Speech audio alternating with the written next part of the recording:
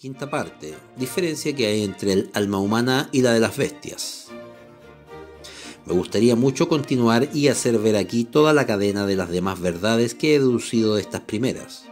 Mas como a este efecto sería preciso ahora que hablara de varias cuestiones que se debaten entre los doctos con los cuales no deseo disputar,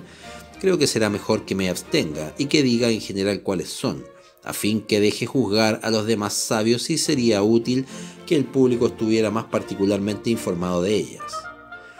Me mantuve siempre firme en la resolución que había tomado de no suponer otro principio que el que acabo de utilizar para demostrar la existencia de Dios y del alma, y de no aceptar por verdadero nada que no me pareciera más claro y más cierto que las anteriores demostraciones de los geómetras. Y no obstante me atrevo a decir que no solamente he hallado satisfacción en poco tiempo acerca de todas las dificultades que se suelen tratar en la filosofía, sino también que he notado ciertas leyes que Dios ha establecido de tal modo en la naturaleza y de las cuales ha impreso tales nociones en nuestras almas que después de haber reflexionado bastante en ello, no podríamos dudar de que no se observen exactamente en todo cuanto es o se hace en el mundo. Luego, considerando la serie de estas leyes, me parece que he descubierto varias verdades más útiles y más importantes que todo cuanto había aprendido antes o aún esperado aprender. Mas como intenté explicar las principales en un tratado que algunas consideraciones me impiden publicar, no se me ocurre darlas a conocer mejor que diciendo sumariamente aquí lo que contiene. Tuve el propósito de abarcar en él todo lo que yo pensaba saber antes de escribirlo, acerca de la naturaleza de las cosas materiales. Pero así como los pintores, que no pueden representar igualmente bien en un cuadro llano todas las diversas caras de un cuerpo sólido, eligen una de las principales y solo ella ponen a luz dejando en la sombra las demás, y no las hacen aparecer sino en la medida que cabe verlas mirando aquella. Así yo, temiendo no poder poner en mi discurso todo cuanto tenía en el pensamiento, resolví limitarme a exponer bien ampliamente lo que yo concebía de la luz. Luego, con este motivo, añadir algo acerca del sol y las estrellas fijas, porque casi toda procede de ellos, de los cielos, porque la transmiten, de los planetas, los cometas y la Tierra, porque la reflejan, y en particular de todos los cuerpos que hay sobre la Tierra, porque son de color, transparentes o luminosos, y por último del hombre, porque es su espectador.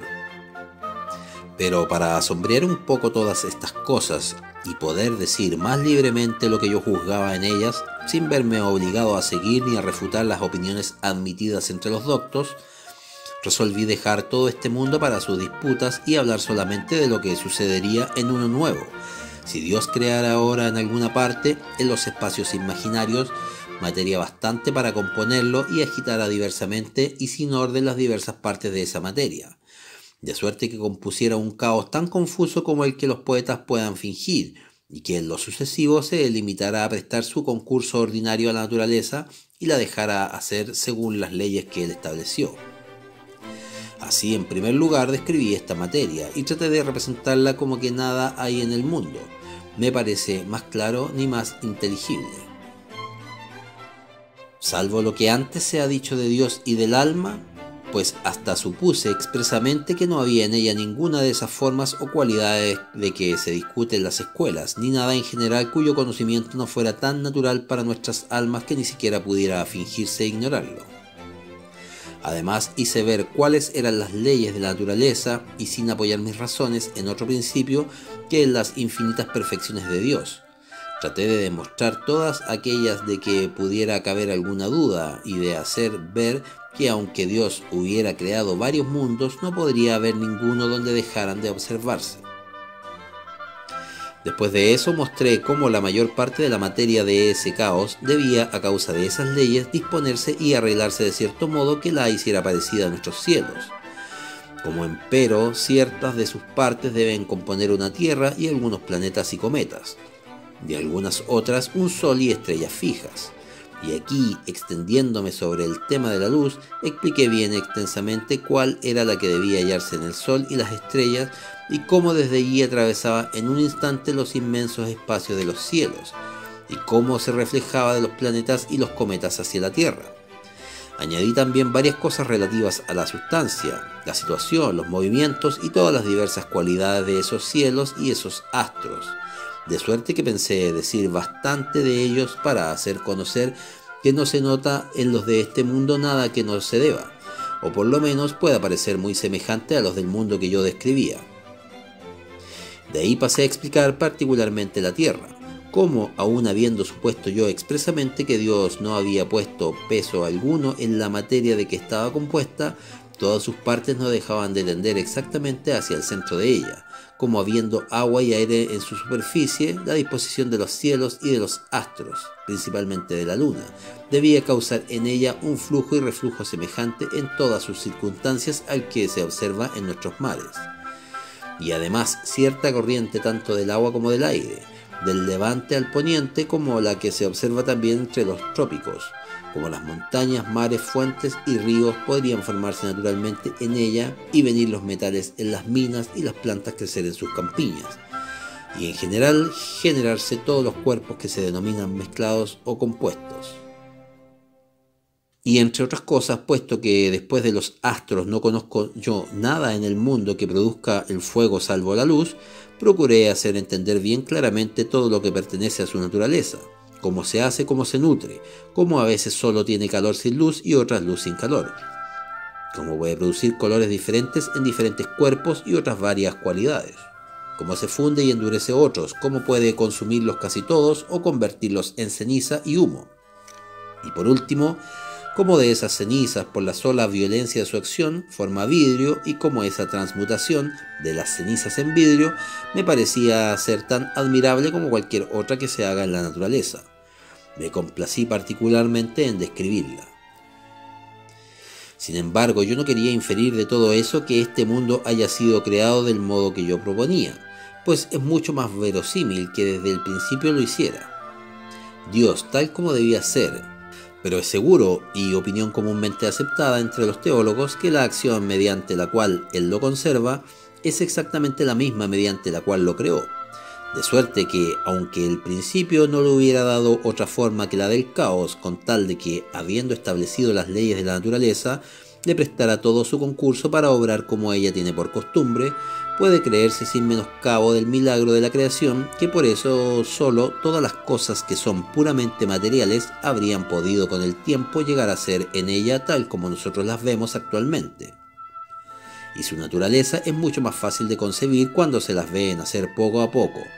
de esta suerte que cuando solamente se las considera ya hechas del todo. De la descripción de los cuerpos inanimados y de las plantas pasé a la de los animales, y en particular a la de los hombres. Mas como no la conocía aún bastante para hablar de ella, con el mismo estilo que del resto, es decir, demostrando los efectos por las causas y haciendo ver de qué modo debe producirlos la naturaleza, me limité a suponer que Dios formó el cuerpo de un hombre enteramente semejante a uno de los nuestros, tanto en la figura exterior de sus miembros como en la conformación interior de sus órganos, sin componerlo de otra materia que de aquella que yo había descrito y sin poner en él al principio un alma razonable ni otra cosa que le sirviera de alma vegetativa o sensitiva, sino que él excitó en su corazón uno de esos fuegos sin luz que yo había explicado ya y que yo no concebía de otra naturaleza que el que calienta el heno cuando se lo encerró antes de secarse, o el que hace hervir los vinos nuevos cuando se ponen los racimos a fermentar en la cuba. Pues examinando las funciones que a consecuencia de eso podía haber en ese cuerpo, hallaba en él exactamente todas las que puede haber en nosotros sin que lo pensemos,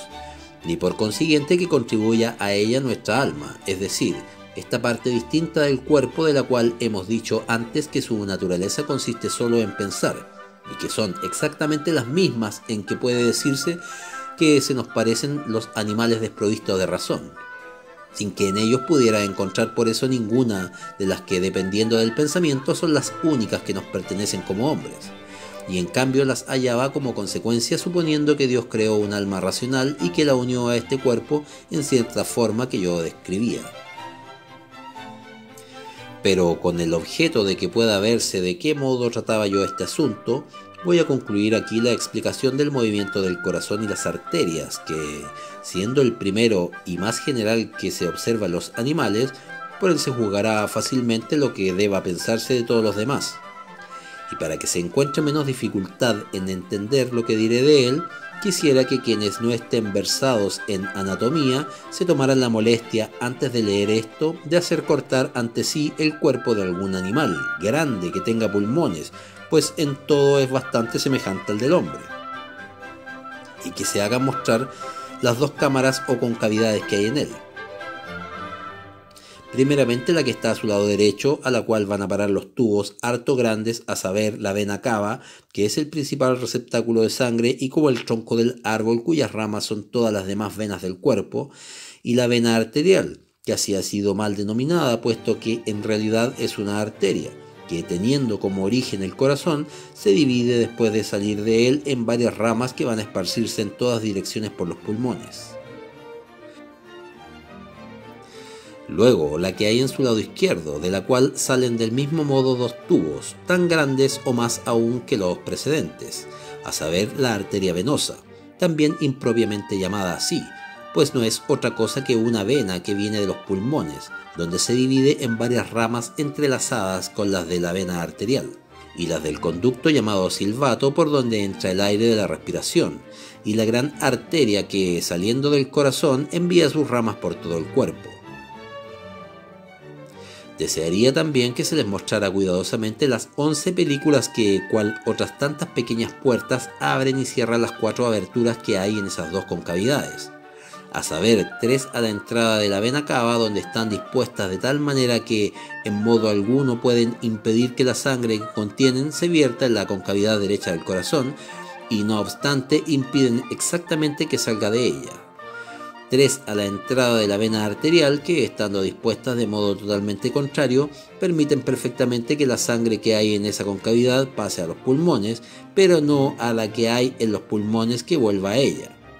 Y así en la entrada de la arteria venosa, otras 2 que dejan circular la sangre de los pulmones hacia la concavidad izquierda del corazón, pero se oponen a su regreso, y 3 a la entrada de la gran arteria, que le permiten salir del corazón, pero le impiden volver a él. Y no hay necesidad de buscar otra razón del número de esas pieles, sino que siendo ovalada la abertura de la arteria venosa a causa del lugar en que se halla, puede ser cerrada cómodamente con 2, mientras que las demás, siendo redondas, lo pueden ser mejor con 3. Además, desearía que se les hiciera considerar que la gran arteria y la vena arterial son de una composición mucho más dura y más firme que la arteria venosa y la vena cava, y que estas 2 arterias se agrandan antes de entrar al corazón y forman en él como 2 bolsas denominadas orejas del corazón, compuestas de una carne semejante a la suya, y que hay siempre más calor en el corazón que en cualquier otro lugar del cuerpo. Y por último, que este calor es capaz de hacer que si entra alguna gota de sangre en sus concavidades, se hinche pronto y se dilate, como hacen generalmente todos los licores cuando se los hace caer gota a gota en alguna vasija que esté muy caliente.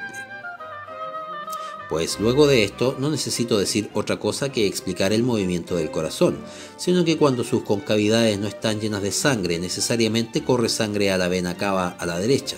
y de la arteria venosa a la izquierda, puesto que estos 2 vasos están siempre llenos y sus aberturas que miran hacia el corazón no pueden estar cerradas entonces, pero que no bien han entrado así 2 gotas de sangre, una en cada una de sus concavidades, esas gotas, que solo pueden ser muy gruesas porque las aberturas por donde entran son muy grandes y los vasos de donde vienen están llenos de sangre, se enrarecen y dilatan a causa del calor que encuentran allí, mediante lo cual, haciendo hinchar todo el corazón, empujan y cierran las 5 puertecitas que hay en las entradas de los 2 vasos de donde vienen, y así impiden que baje más sangre al corazón. Y siguiendo enrareciéndose cada vez más, empujan y abren las otras 6 puertecitas que se hallan en las entradas de los otros 2 vasos por donde salen, y así hacen hinchar todas las ramas de la vena arterial y de la gran arteria, casi al mismo instante que el corazón, el cual inmediatamente después se deshincha, como así también esas arterias, porque la sangre que entró en ellas se enfría.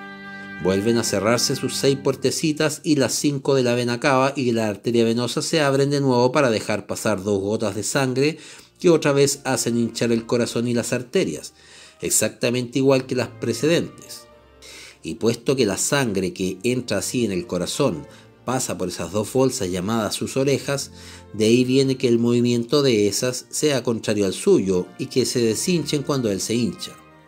Por lo demás, para que quienes no conozcan la fuerza de las demostraciones matemáticas y no estén acostumbrados a distinguir las razones verdaderas de las verosímiles, no se arriesguen a negar esto sin examinarlo. Quiero advertirles que ese movimiento que acabo de explicar resulta tan necesariamente de la sola disposición de los órganos que cabe ver a simple vista en el corazón, y del calor que puede notarse con los dedos y de la naturaleza de la sangre que puede conocerse por experiencia, como sucede con el de un reloj por la fuerza, la situación y la figura de sus contrapesos y ruedas. Mas, si se pregunta cómo la sangre de las venas no se agota corriendo así continuamente al corazón, y cómo las arterias no están demasiado llenas, puesto que toda la sangre que pasa por el corazón va a parar a ellas, no tengo necesidad de contestar sino lo que ya ha sido descrito por un médico de Inglaterra, a quien debe elogiarse por haber roto el hielo en este punto y haber sido el primero que enseñó que hay varios pequeños pasos a las extremidades de las arterias, por donde la sangre que reciben del corazón entra en las pequeñas ramas de las venas, desde las cuales vuelven al corazón, de suerte que su marcha no es más que una circulación perpetua. Lo prueba muy bien mediante la experiencia ordinaria de los cirujanos, quienes, habiendo atado el brazo con mediana fuerza por encima del sitio en que abren la vena, logran que la sangre salga más abundantemente que si no lo hubieran atado. Y sucedería todo lo contrario si lo ataran por debajo, entre la mano y la abertura, o bien que lo ataran muy fuertemente por encima. En efecto, es notorio que la atadura medianamente apretada, aunque puede impedir que la sangre que ya está en el brazo vuelva al corazón por las venas, no impide empero que no venga más sangre por las arterias, porque éstas están situadas por debajo de las venas, y sus pieles, siendo más duras, son menos fáciles de apretar. Y además la sangre que viene del corazón tiende a pasar por ellas hacia la mano con más fuerza que las que pone para volver de ellas el corazón por las venas. Y como esta sangre sale del brazo por la abertura que hay en una de las venas, necesariamente tiene que haber algunos pasos por debajo de la atadura, es decir, hacia las extremidades del brazo por donde pueda venir de las arterias. De esta suerte demuestra muy bien lo que dice la circulación de la sangre, mediante ciertas películas de tal modo dispuestas en diversos sitios a lo largo de las venas que no le permiten pasar del centro del cuerpo hacia las extremidades, sino solamente volver de las extremidades hacia el corazón, y además mediante la experiencia de que toda la sangre que hay en el cuerpo puede salir en muy poco tiempo por una sola arteria cuando se la corta, aunque esté fuertemente atada muy cerca del corazón y cortada entre él y la atadura, de modo que no hay motivo para imaginar que la sangre que saliera viniera de otra parte. Pero hay muchas otras cosas que acreditan que la verdadera causa de este movimiento de la sangre es la que he dicho. Así, en primer lugar, la diferencia que se observa entre la que sale de las venas y la que sale de las arterias solo puede proceder de que, habiéndose enrarecido y como destilado al pasar por el corazón, es más sutil, más viva y más caliente inmediatamente después de haber salido, es decir, en las arterias de lo que es un poco antes de entrar, es decir, estando en las venas. Y si bien se mira, se encontrará que esta diferencia solo aparece bien hacia el corazón y no tanto en los sitios más alejados de él. Luego, la dureza de las pieles de que están compuestas la vena arterial y la gran arteria muestran suficientemente que la sangre da contra ellas con más fuerza que contra las venas. ¿Y por qué la concavidad izquierda del corazón y la gran arteria son más anchas y más grandes que la derecha y la vena arterial, si no fuera que la sangre de la arteria venosa, habiendo estado solamente en los pulmones después de haber pasado por el corazón, es más sutil y se enrarece más fuerte y más fácilmente que la que viene inmediatamente de la vena cava? ¿Qué pueden adivinar los médicos tomando el pulso si no saben que, según que la sangre cambie de naturaleza, puede enrarecerse por el calor del corazón, más o menos fuertemente y más o menos rápidamente que antes? Y si se examina cómo este calor se comunica a los demás miembros, no es preciso confesar que es por medio de la sangre que, pasando por el corazón, vuelve a calentarse en él y de él se extiende luego por todo el cuerpo. ¿De dónde viene que si se quita la sangre de alguna parte, se le quita al mismo tiempo el calor, y aunque el calor fuera tan ardiente como un hierro candente, no bastaría para volver a calentar los pies y las manos como lo hace, sino enviar a ellos continuamente sangre nueva? De ahí se conoce también luego que la verdadera utilidad de la respiración consiste en traer al pulmón aire nuevo suficiente para que la sangre que viene de la concavidad derecha del corazón, donde se ha enrarecido y como transformándose en vapores, vuelva a espesarse de nuevo en él y a convertirse en sangre antes de caer de nuevo a la izquierda, sin lo cual no podría servirse propiamente del alimento al fuego que hay en ella. Lo cual se confirma porque se ve que los animales que no tienen pulmones tampoco tienen más que una concavidad en el corazón, y las criaturas que no pueden usarlo mientras están en el vientre de la madre tienen una abertura por la cual pasa sangre de la vena cava a la concavidad izquierda del corazón y un conducto por donde llega sangre de la vena arterial o la gran arteria sin pasar por el pulmón. Luego la digestión, ¿cómo podría hacerse en el estómago si el corazón no le enviara calor por las arterias? Y con eso algunas de las partes más fluidas de la sangre que ayudan a disolver las viandas que allí se han metido. Y la acción que convierte en sangre el jugo de esas viandas no es fácil de conocer, considerando que se destila pasando y volviendo a pasar por el corazón quizás más de 100 o 200 veces todos los días. ¿Y qué más se necesita para explicar la nutrición y la producción de los diversos humores que hay en el cuerpo, sino decir que la fuerza con que la sangre al enrarecerse pasa del corazón a las extremidades de las arterias hace que algunas de sus partes se detengan entre las de los miembros donde se encuentran y ocupen el lugar de otras a las cuales se expulsan, y que según la situación, la figura o la pequeñez de los poros que encuentran, unas se dirigen a ciertos sitios de preferencias a otras. Del mismo modo como cada cual puede tener diversos sedazos que, estando diversamente agujereados, sirven para separar entre sí diversos granos. Y por último, lo más notable de todo esto es la generación de los espíritus animales, que son como un viento muy sutil, o mejor dicho, como una llama muy pura y muy viva, que subiendo continuamente en gran abundancia desde el corazón al cerebro, se dirige desde allí por los nervios a los músculos y da movimiento a todos los miembros, sin que para explicar que las partes de la sangre que siendo las más agitadas y más penetrantes, son las más apropiadas para componer estos espíritus, se dirijan más bien hacia el cerebro que hacia otras partes. Sea preciso imaginar otra causa, sino que las arterias que las llevan allí son las que vienen del corazón, más en línea recta que ninguna otra, y según las reglas de la mecánica, que son las mismas que la naturaleza. Cuando varias cosas tienden a moverse conjuntamente hacia un mismo lado, donde no hay sitio bastante para todas, como ocurre con las partes de la sangre que salen de la concavidad izquierda del corazón y tienden hacia el cerebro, las más débiles y menos agitadas deben ser apartadas por las más fuertes, que por este medio serán las únicas que lleguen allí. Yo había explicado bastante, especialmente todas estas cosas, en el tratado que antes había tenido la intención de publicar. Y luego había demostrado cuál debe ser la estructura de los nervios y de los músculos del cuerpo humano para hacer que los espíritus animales que hay dentro tengan fuerza para mover sus miembros. Así se ven cabezas que poco después de ser cortadas se mueven aún y muerden la tierra, a pesar de que ya no están animadas. ¿Qué transformaciones deben hacerse en el cerebro para causar la vigilia, el sueño y los sueños? Como la luz, los sonidos, los olores, los sabores, el calor y todas las demás cualidades de los objetos pueden imprimir en el cerebro diversas ideas por medio de los sentidos,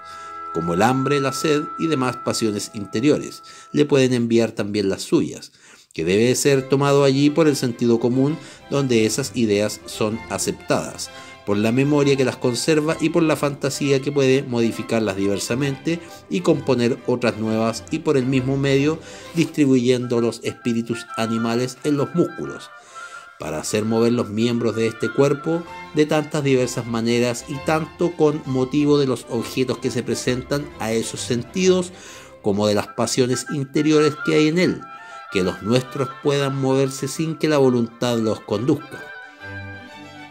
Lo cual no extrañará en absoluto a quienes, sabiendo cuántos diversos autómatas o máquinas en movimiento puede hacer la industria de los hombres, sin emplear más que muy pocas piezas, en comparación con la gran multitud de huesos, músculos, nervios, arterias, venas y todas las demás partes que hay en el cuerpo de cada animal, consideren este cuerpo como una máquina que, habiendo sido hecha por las manos de Dios, está incomparablemente mejor ordenada. y si tiene en sí movimientos más admirables que ninguna de las que puedan ser inventadas por los hombres. Y aquí me detuve muy especialmente a hacer ver que si hubiera tales máquinas que tuvieran los órganos y la figura de un mono o de cualquier otro animal desprovisto de razón, no tendríamos medio alguno para reconocer que no fueran en todo de la misma naturaleza que esos animales. En cambio, si las hubiera que se parecieran a nuestro cuerpo e imitaran nuestras acciones tanto como fuera posible moralmente, tendríamos siempre medios muy seguros para reconocer que no por eso serían verdaderos hombres. El primero de ellos es que jamás podrían usar palabras ni otros signos componiéndolas como hacemos nosotros para manifestar a los demás nuestros pensamientos, pues se puede concebir perfectamente que una máquina esté hecha de tal modo que profiera palabras, y aunque profiera algunas con motivo de acciones corporales que causen algún cambio en sus órganos, por ejemplo, si tocándola en cierto sitio pregunte lo que se le quiere decir, o si en otro que grite que se le hace daño y otras cosas parecidas, pero no que se arregle de diversos modos para contestar al sentido de cuanto se diga en su presencia, como pueden hacer los hombres más torpes. Y el segundo es que, aunque hicieran varias cosas tan bien o acaso mejor que ninguno de nosotros, fallarían indefectiblemente en algunas otras, por las cuales se descubriría que no obran por conocimiento, sino solamente por la disposición de sus órganos. Pues a diferencia de la razón, que es un instrumento universal que puede servir en toda clase de acciones, esos órganos tienen necesidad de alguna disposición especial para cada acción en particular, de donde viene que es moralmente imposible que las haya con suficiente diversidad en una máquina para hacerla obrar en todas las circunstancias de la vida del mismo modo como nos hace obrar nuestra razón. Pues bien, por estos dos medios puede conocerse también la diferencia que hay entre los hombres y las bestias. En efecto, es cosa muy notable que no haya hombres tan torpes y tan estúpidos, sin exceptuar siquiera a los locos, que no sean capaces de coordinar diversas palabras y componer un discurso mediante el cual hagan entender sus pensamientos, y que por el contrario no haya otro animal, por más perfecto que sea y más felizmente dotado que esté, que haga algo parecido. Y eso no sucede porque les falten órganos, pues se echa de ver que las urracas y los loros pueden proferir palabras como nosotros, es decir, mostrando que piensan lo que dicen. En cambio, los hombres que, habiendo nacido sordos y mudos, carecen de los órganos que sirven a los demás para hablar, tanto o más que las bestias, suelen inventar por sí mismos algunos signos mediante los cuales pueden hacerse entender de quienes, estando de ordinario con ellos, tienen ocasión de aprender su lenguaje. Y eso acredita no solamente que las bestias tienen menos razón que los hombres, sino que no tienen ninguna en absoluto, pues se ve que bien poco les falta para que sepan hablar, y aunque se nota la desigualdad entre animales de una misma especie, lo mismo que entre los hombres, y que unos son más fáciles de adiestrar que otros, no es de creer que un mono o un loro que fuera de lo más perfecto de su especie igualara en eso a los niños de los más estúpidos, o por lo menos a un niño que tuviera el cerebro trastornado, si su alma no fuera de naturaleza totalmente diferente de la nuestra. Y no deben confundirse las palabras con los movimientos naturales que revelan las pasiones y pueden ser imitados tanto por máquinas como por animales, ni pensar como algunos antiguos que las bestias hablan, bien que no entendamos su lenguaje, pues si eso fuera verdad, teniendo varios órganos parecidos a los nuestros, podrían hacerse entender igualmente por nosotros que por sus semejantes.